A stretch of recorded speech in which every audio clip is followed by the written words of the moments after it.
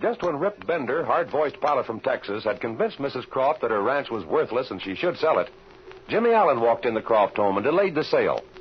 Jimmy feels that Bender has a definite reason for wanting the land other than for cattle grazing. Mrs. Croft follows Jimmy's suggestion and postpones her final decision until the following day. As Bender and Jimmy leave, the Texan threatens the lad for interfering with his deal. It is now the next morning. Jimmy has asked Speed Robertson to meet him in the students' room at the flying school. And here they are. Well, morning, Jim. What do you have on your mind? Well, I hated to bother you, Speed, but when I called last evening, they said you'd taken the ship down to Wichita. Yeah, I flew down there on number 23 and ferried back one of our transports. Oh, what's happened? You want me to give you another check, Hop? Oh, no, it isn't my flying. It's about that ranch of Mrs. Croft's. Oh, you mean that property down in Texas we were talking about the other day? Yeah, that's it. Now, what's developed on that matter? Before I answer that question, let me ask you one. Do you know a pilot by the name of Bender, Rip Bender? Oh, Rip Bender? I don't believe so, Jimmy. What does he do? Well, to hear him tell it, he's about the hottest pilot in the country. Says he's tested ships, flown the mail, and worked in movies. Oh, maybe so, but I don't recall ever hearing about him. He seems to know you. What does he have to do with this deal? Well, about noon yesterday, he landed on the field here in a yellow Air Wing. It's in the hangar now.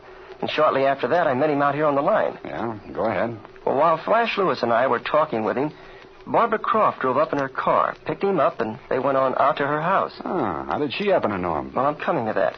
Shortly after they left, Barbara called me on the phone and asked if I could get out to the house right away. Oh, did you go on out? Oh, sure. Over the phone, she told me that this fellow Bender was the man who had written to them about buying their ranch. Oh, I begin to see the connection now. Mm-hmm. And she said her mother seemed determined to make the deal right then and there. Barbara thought it would be better to find out a little more about Bender and his proposition before her mother signed any agreement. Well, where do you come in on all this? Well, Barbara thought that if I came out to the house and talked with Mrs. Croft, she might at least see the wisdom of investigating the deal before reaching a decision. Oh, so you went out to the Croft home. Is that the idea? I sure did. And I'm telling you right now, Speed, this fellow Bender didn't like it a little bit. What did he do, get sore? Oh, I'll say he got plenty mad. In fact, we left the house together. And while we were out on the sidewalk, he told me that if I stuck my nose into his business, it would be the last deal I'd ever gum up. Something like that, anyway. Oh, got kind of tough, huh? I'll say. Bender was awfully anxious to buy that land, Speed. I could tell that the minute I got in the Croft home. He had some sort of agreement already written out, and Mrs. Croft was just about to sign it when I came in. Well, I don't see anything particularly strange about that.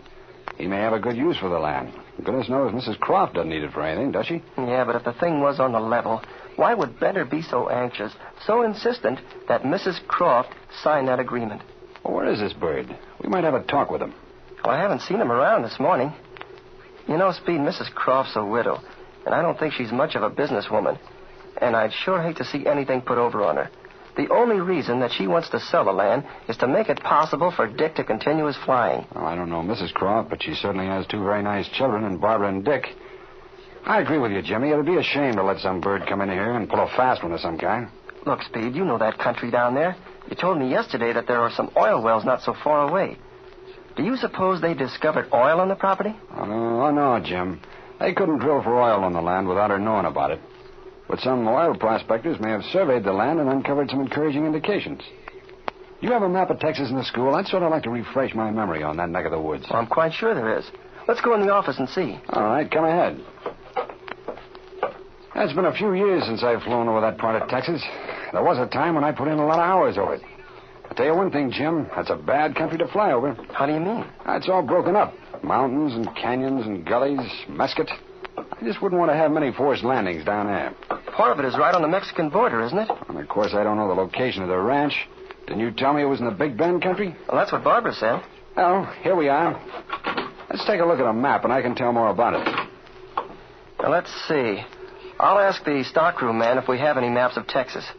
Hey, wait a minute, Jim. I think here's just what we want. A big-scale map of the United States on the wall here. Oh, yeah, sure enough. Well, let's see now. Here's Texas. Well, what a state that is, too. Here's the Rio Grande River, this black line here. Uh-huh. Way over west here is El Paso, right on the river. Yeah, I see it.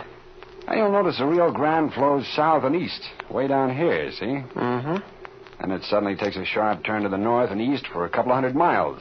Then it shoots straight east and finally takes a diagonal course south until it runs into the Gulf of Mexico. Gosh, it sure is a winding river. Now, this part of the state and the bend of the Rio Grande, all the section in here, you see, Jim? Yeah? That's called the Big Bend country. Of course, it gets the name from this deep bend of the river. Oh, sure, that would be natural. It's a great country down there, boy. A ranch that doesn't have at least 50,000 acres isn't much of a place. Gee, I'd sure like to see it. Look at here, Jim. There's some high spots down there. There's the Santiago Mountains. You see, there's Emery Peak, 7,800 feet above sea level. Up here's Cathedral Mountain, 6,800 feet. And a little north up there is Baldy Peak. That's over 8,300 feet. Hey, it doesn't sound like the best flying country in the world. Nah, but it's wonderful hunting. It's just full of deer, panther, bear, anything you want. Hey, it sure would be great to go down there sometime and hunt, wouldn't it? Yes, sir. Now, Jim, a little north up here by Pecos, you see? Yeah? Now, oil has been discovered there. Quite a field developed. But whether your friend Bender figures he's run onto some oil down in this stretch, I don't know. Well, it sure wouldn't be hard to find out. You're right. You know, if I were you, I'd suggest to Mrs. Croft that she goes slow in making this deal. At least take time enough to make some kind of an investigation. Possibly get some more dope on this guy Bender. I thought you'd agree with me.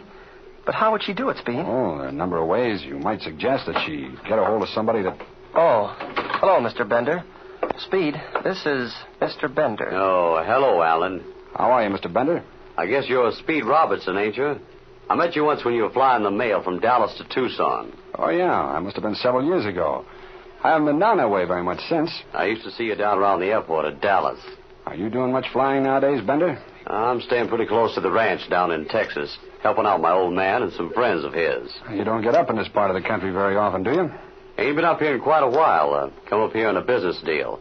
Guess your friend Alan probably told you all about it. Do you mean the matter of the Croft Ranch down in Texas? I don't mean nothing different. I'm going to put it over, too. When I goes out to get something, I don't let nothing stand in my way. Oh, yeah? What do you mean by that? I don't like the way Alan stuck his nose into my business yesterday out there at the Croft house. I come up here on a fair and square business deal, and this young punk walks in and tries to throw a wrench in the works. He's just fooling with the wrong guy. I thought we went over all that yesterday, Bender. I believe I explained my position clearly. Yeah, but I don't want you to forget it. Just keep out of this picture. Now, look here, Bender. I told you yesterday... Now, wait a minute, Jimmy. Wait a minute. You fellas act like a couple of strange bulldogs. What's all the trouble here? After all, Bender, Jimmy Allen's a friend of the Croft family. If they come to him for advice, naturally, he's going to do all he can to help them. Wouldn't you do the same thing for your friends? Yeah, that ain't the idea.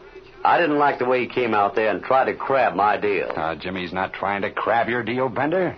I know the kid pretty well, and he's a square shooter. If your proposition is a good one, Mrs. Croft will probably take it. If it isn't, she'll probably turn you down. Now, what's wrong with that? You seem to know a lot about it, Robertson. I suppose they're going to call you in for advice, too. Well, they might do it, and I might give them some advice. Don't forget that. What I said to Alan goes for you, too. I'm going to put this deal over with Mrs. Croft at noon today, and don't think any different.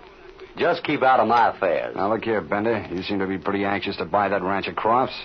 Mrs. Croft has sought Jimmy's advice and mine. We'll probably give her some advice.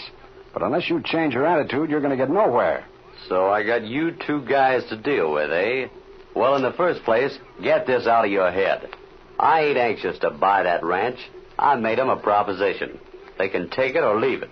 You seemed awfully anxious yesterday, Bender, to have Mrs. Croft sign up. That's the way I always do business, son. I didn't come up here to horse trade around. Yeah, but you would have been mighty pleased to have Mrs. Croft sign that sales agreement. You may be friends of Mrs. Croft, but you don't act like it.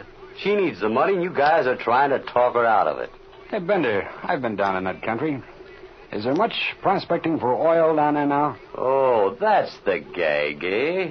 I see what you're driving at. You think I'm trying to grab off some good oil land. That's a laugh. I tell you what I'll do.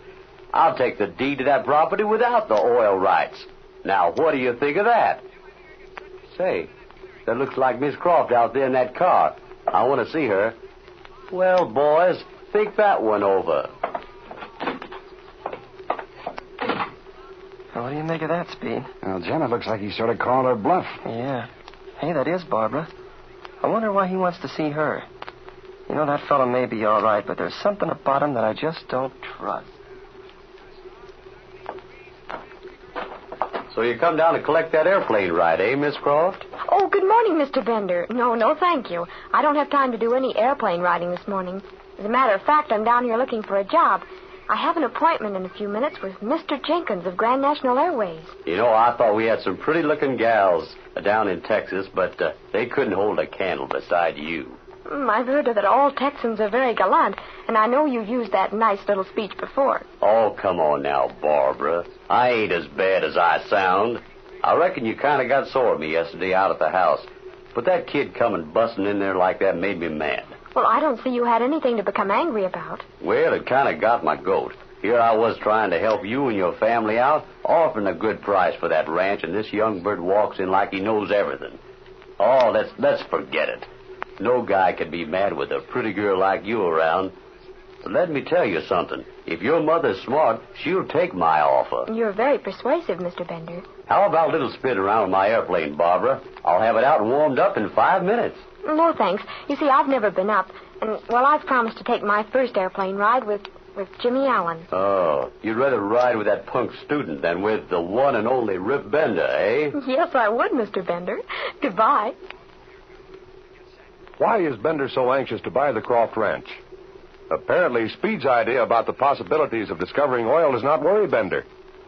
Will Jimmy and Speed uncover the real reason? For the possible answer, tune in to the next thrilling episode of The Air Adventures of Jimmy Allen.